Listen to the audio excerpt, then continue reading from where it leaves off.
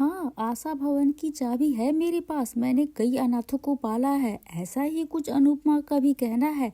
ऐसा ही कुछ राही का भी कहना है। और दोनों का इसलिए कहना है क्योंकि आशा भवन में अनुपमा ने सही कई सारे अनाथ लोगों की मदद जो की है। कई सारे लोगों के साथ उसने अपनी जिंदगी को नए सिरे से शुरू भी किया था।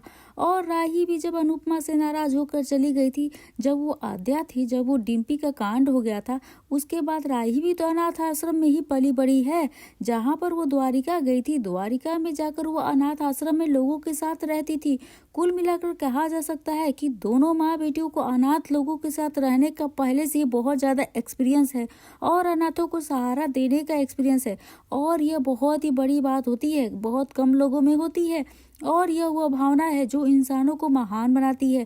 और ऐसी भावना के साथ अनुपमा और राही दोनों ने आशा भवन की चाबी है इसलिए बोला है क्योंकि अब ये कृष्ण कुंज को ही आशा भवन बनाने वाले क्यों बनाने वाले हैं और कैसे बनाने वाले हैं, आइए जानते हैं आज की इस खास रिपोर्ट में। तो नमस्कार दोस्तों, आप सभी का स्वागत है मेरे यूट्यूब चैनल पे। आपका अपनी पसंदीदा शो अनुपमा से जुड़ी एक और अपडेट को लेकर मैं आ गई हूँ, जहाँ पर लाजमी सी बात है कि भाई राधा जो है इन दिनों अपने घर की एक मेंबर की तरह बन चुकी है। क्योंकि राधा की माँ तबीयत खराब होने के बाद राधा के पिता शराबी हैं जो अपनी बेटी का देखभाल नहीं कर पा रहे हैं।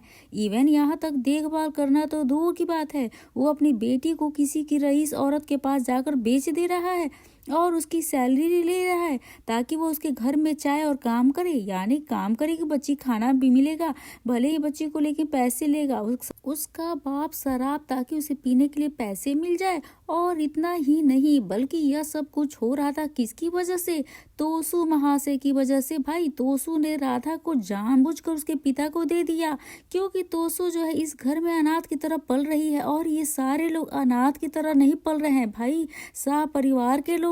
आप भी अनुपमा के नजरों में एक तरीके से अनाथ को कहने को हो। अनुपमा के आपने आप निजी संतान हो, खुद के संतान हो, लेकिन आपने कोई ऐसा करतूत नहीं किया जिससे अनुपमा को आपके संतान होने पे गर्व हो और आपकी माँ होने का अनुपमा को खुद पे नाज हो। इसी के लिए आप लोग भी जो कर रहे हैं ना, थोड़ा सोच समझ कर करिए। लेकिन हमारे जो सुपर की डाली भाई, इनके तेवर तो ऐसे चढ़े रहते हैं जैसे कुंज को वापस खरीदने में अनुपमा को इन्होंने आधी मोटी रकम दी होगी, ऐसा ही कुछ लग रहा है। लेकिन अब इनको अकल ठिकाने लगाने के लिए अनुपमा और राही ने राधा को उसके शराबी पिता से छुड़वा कर अपने घर ला लिया। और कृष्ण कुंज में अब राधा रहेगी नहीं, बल्कि राधा के रहने से इनको दिक्कत जो हो रही है उस दिक्कत को दूर करने के लिए अनुपमा ने ये भी बोला है कि शराब सब बस तू सही, कई सालों से पहले यदि मैंने तेरे से भी किसी और के घर में बर्तन धुलवाए होते ना, काम करवाया होता, तो शायद तू भी आज इंडिपेंडेंट होता। लेकिन शायद यही मेरी गलती है कि मैंने तुझे कभी ऐसा नहीं करवाया। क्योंकि अपने घर के में बच्चे से शौक से काम करते हैं, दूसरों के घर में बच्चे मजबूरी में काम करते हैं। और यही वो फर्क है जो बंधुआ मजदूर बाल मजदूरी के बीच में फर्क होती है भाई। शौक और मजबूरी में और मजबूर में फर्क होता है। मजबूरी में किया गया काम ही मजदूरी होता है, शौक से किया गया पैशन होता है। और यह फर्क बताने के लिए आज अनुपमा ने तोसू को अच्छा खासा एग्जाम्पल दिया, लेकिन तोसू को थप्पड़ नहीं मिला। यह उसके लिए एक बहुत बड़ा गुड न्यूज होगा अब। लेकिन राधा इस घर में आई तो कुल मिलाकर राधा की वजह से ये लोग फिर से अनुपमा और राही से कट्टी बट्टी करेंगे और राधा को लेकर जरूर कोई तमाशा तो करेंगे ही। और आने वाले इस तमाशे को लेकर, इस ड्रामे को लेकर आप काफ़ी ज़्यादा एक्साइटमेंट पे होंगे। और आपकी एक्साइटमेंट लेवल कितनी है हमें कमेंट करके ज़रूर बताइएगा, अपने सुझाव ज़रूर से बताइएगा दोस्तों। तो ये थी आज आपके अपने पसंदीदा शो अनुपमा से जुड़ी एक और अपडेट के साथ। उम्मीद करती हूँ आपको वीडियो अच्छी लगी हो।